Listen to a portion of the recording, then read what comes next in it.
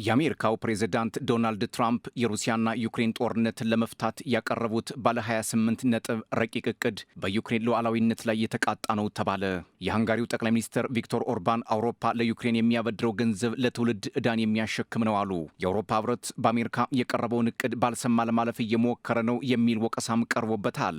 የአሜሪካው በዩክሬን መልእክተኛ ኬት ኬሎግ ስልጣናቸው ሊለቁ እንደሚችሉ ፍንጭ መስጠታቸው ተገልጿል። US and Russian officials are working on a peace proposal that will see Ukraine concede territory to Russia and scale back its military. ወደ አራተኛ ዓመቱ እየተሸጋገረ የሚገኘው የሩሲያና ዩክሬን ጦርነት አሁንም ከውዝግብ አልወጣም።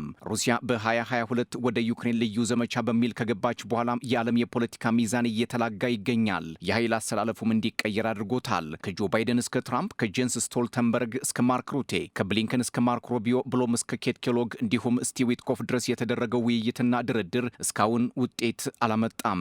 ከ24 ሰዓቱ የዶናልድ ትራምፕ ቃል ጀምሮ እስከ ዛሬው ባለ 28 ነጥብ የመፍቻ መንገዶች የተወጠረው የሩሲያና ዩክሬን ጦርነት እየተባባሰም ይገኛል። የአንካራን፣ ኢስታንቡልን፣ ጅዳን፣ ሪያድን፣ ብራሰልስን ጓዳ የዳሰሰው የሩሲያና ዩክሬን ጦርነት ዛሬም እንደቀጠለ ነው። ዘለንስኪ ዳግም ድርድር ለመጀመር ወደ ቱርክ ትናንት ቢያቀኑም የፈለጉት የተሳካላቸው አይመስልም ይላሉ ፖለቲከኞች። በተለይ በሚያሚ ስቲቭ ዊትኮፍና ኪሪል ዲሚትሪ በትራምፕ አዲስ እቅድ ላይ በምስጢር መምከራቸው፣ በዚህም ምስጢራዊ ስብሰባ ዩክሬን በሩሲያ የተያዙ መሬቶችን ለሩሲያ እንድትሰጥና የጦር መሳሪያ ከለጋሽ ሀገራት ማስገባቷን እንድታቆም የሚለው ሹክሹክታ ለዘለንስኪ ጆሮ አስፈሪ ሆኗል። አይገመቴው ትራምፕ ባለፈው ወር ዩክሬን መሬቶቿን አትሰጥም ብለው በተናገሩበት ቅጽበት አሁን ደግሞ በዶንባስ ግዛት ያሉ መሬቶቿን መስጠት ሳይኖርባት እንደማይቀር መናገራቸው የሰውየው አዝማሚያ ከዘለንስኪ ይልቅ ለፑቲን ቀረብ እንደሚሉ አሳብቆባቸዋል። ትራምፕ መራሹ ባለ 28 ነጥብ የዩክሬን ሉዓላዊነትን የሚጋፋም የሞስኮን ፍላጎት የሚያሰፋ መሆኑን ፋይናንሻል ታይምስና አክሲዮስ መረጃ አጋርተዋል። ሞስኮ ግን በዚህ ረቂቅ እቅድ ላይ እስካሁን ድረስ የሰጠችው አስተያየት የለም። ባለፈው ሳምንት የዶናልድ ትራምፕ መልእክተኛ ስቲቭ ዊትኮፍ ለኬቭ የስምምነቱ ረቂቅ በድብቅ እንደደረሳት ለጉዳዩ ቅርበት ያላቸው ሰዎች ተናግረዋል።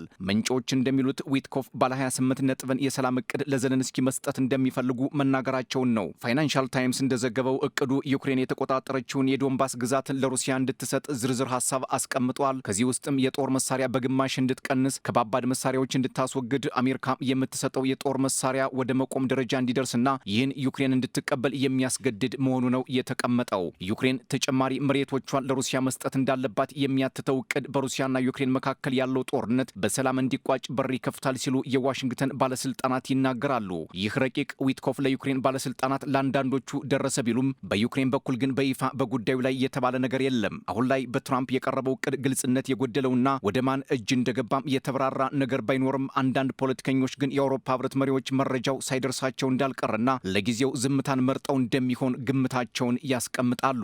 በትራምፕ የቀረበው እቅድ ሌላው ያስቀመጠው ነገር የሩሲያ ቋንቋ በዩክሬን ግዛት ውስጥ በሚኖሩ ሩሲያውያን ዘንድ ብሔራዊ ቋንቋ እንደሚሆንና ለዩክሬን ኦርቶዶክስ ቤተክርስቲያን እውቅና መስጠት፣ በተለይም የክርስትና ቁጥር ባላቸው አካባቢዎችና በዘለንስኪ አስተዳደር የተጨቆኑ የሩሲያ ዜጎችን መታደግ የሚል ሀተታ ተቀምጦበታል። ሞስኮ በተደጋጋሚ ዩክሬን የሩሲያ ተናጋሪዎችን በከፍተኛ ደረጃ ታገላለች ስትል መክሰሷ ዩክሬን የኔቶ አባል ለመሆን ካቀረበችው ጥያቄ ቀጥሎ ለጦርነቱ መስፋፋት ዋናው እንደሆነ ይነገራል። ሩሲያ የትኛውም የኔቶ አባል ሀገር በዩክሬን በኩል ታኮ ሩሲያን ለመውጋት የሚያስብ ካለ በራሱ ላይ እሳት ማንደድ ፈልጓል ስትልም ትዝታለች። ኔቶም ለዩክሬን ድጋፊን አላቋረጥም እያለ ጦርነቱ ውስብስብ እንዲሆን አድርጎታል። በዚህ በትራምፕ እቅድ ላይ የክሬምሊን ቃል አቀባይ ድሚትሪ ፔስኮቭ በጉዳዩ ላይ አስተያየት ባይሰጡም እኔ የማውቀው በትራምፕና ፑቲን መካከል በአላስካ የተጀመረው ውይይት እንደሚቀጥል እንጂ አዲስ ነገር ስለመኖሩ አላውቅም። ሞስኮ ከዩክሬን ጋር የፊት ለፊት ውይይት ለማድረግ ዝግጁ ናት። ዩክሬን ግን የጨዋታውን ካርድ ትቀደዋለች ካሉ በኋላ አሁንም በራቸው ለንግግር ክፍት መሆኑን ግልጽ አድርገዋል። በሌላ በኩል ደግሞ በዚህ በትራምፕ ባለ 28 ነጥብ እቅድ ላይ ተሳትፏል የሚባሉት የፑቲን አማካሪ ኪሪል ዲሚትሪ እቅዱ ከተኩስ አቁም ስምምነት በላይ የሩሲያ ድምፅ የተሰማበት ነው ሲሉ መናገራቸው በውስጡ አንዳች ፖለቲካዊ ጠቀሜታ እንዳገኙበት ያሳብቅባቸዋል ነው የተባለው። በተጨማሪም ፖለቲኮ ይዞት በወጣው መረጃ እንደሚያሳየው በዚህ ወር መጨረሻ ሁሉም አካላት በትራምፕ እቅድ ላይ ከስምምነት ይደርሳሉ። የፖለቲካ ተንታኞች ግን የትራምፕ እቅድ ስጋት ያዘለ ነው ብለውታል። የዩክሬን አጋሮችና የብራሰልስ ፖለቲከኞች በረቂቁ ላይ ምንም መግለጫ አልሰጡም በሚባልበት ሰዓት የትራምፕ እቅድ በምን መልክ ወደ ተግባር እንደሚቀየር በጊዜ የሚታይ ቢሆንም አንዳንድ ፖለቲከኞች ግን የአውሮፓ መሪዎች የትራምፕን እቅድ ባልሰማ ወይንም ጆሮ ዳባ ልበስ ኬፕት ኢን ዘ ዳርክ በሚል ስልት አልፈውታል ሲሉ ይተቻሉ።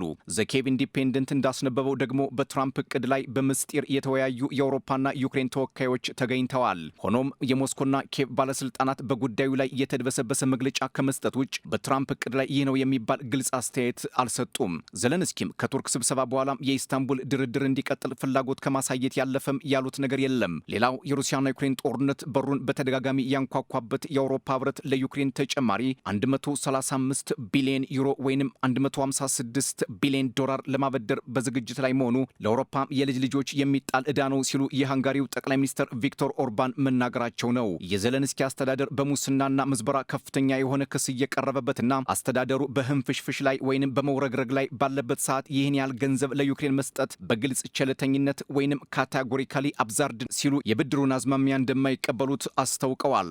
ቪክቶር ኦርባን የኔቶ አባል ቢሆኑም የኔቶ አባላት በሩሲያ ላይ የሚያደርጉትን ጫና ከሚከላከሉ ጥቂት ሀገራት ይመደባሉ።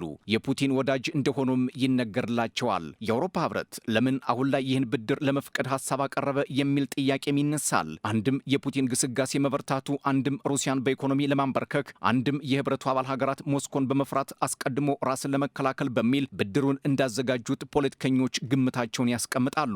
ከዚህ በተጨማሪ ብራሰልስ ለዩክሬን ገንዘብ ለማበደር ማሰቧ ከሩሲያ ጋር በእጃዙር እየተዋጋች መሆኑን መረዳት አለባት ሲል የሞስኮ ውጭ ጉዳይ ደህንነት አገልግሎት መግለጫ አውጥቷል። አክሎም የአውሮፓ መሪዎች መሬት ላይ ያለውን እውነታ እየካዱ ዩክሬንን ዋጋ እያስከፈሏት ነው ብለዋል። በሌላ በኩል በአሜሪካ የዩክሬን መልእክተኛ የሆኑት ኬት ኬሎግ የፊታችን ጥር ስራቸው እንደሚለቁ መናገራቸው የተሰማ ሲሆን ትራምፕ መልእክተኛቸውን ለምን በዚህ ሰዓት ማንሳት ፈለጉ፣ ማንንስ ለመተካት አስበዋል የሚለው ገና አልተመለሰም። ኬት ኬሎግ በትራምፕ ካቢኔ ስር የዩክሬንን ጦርነት ለማስቆም ጥረት ሲያደርጉ ቢቆዩም ስላልተሳካላቸው ሊሆን ይችላል በትራምፕ ፊት ሞገስ የተነሳቸው የሚሉ በርካቶች ቢሆኑም ጥቂቶች ደግሞ የኬት ኬሎግ መነሳት ለዩክሬን አስደንጋጭ መርዶ ነው ብለውታል። ኬት ኬሎግ የፊታችን ጥር 360 ቀናትን ከሚያስቆጥረው የትራምፕ አስተዳደር የሚለቁ ከሆነ ለዩክሬን ጥሩ ምልክት አይደለም ይላሉ ፖለቲከኞች።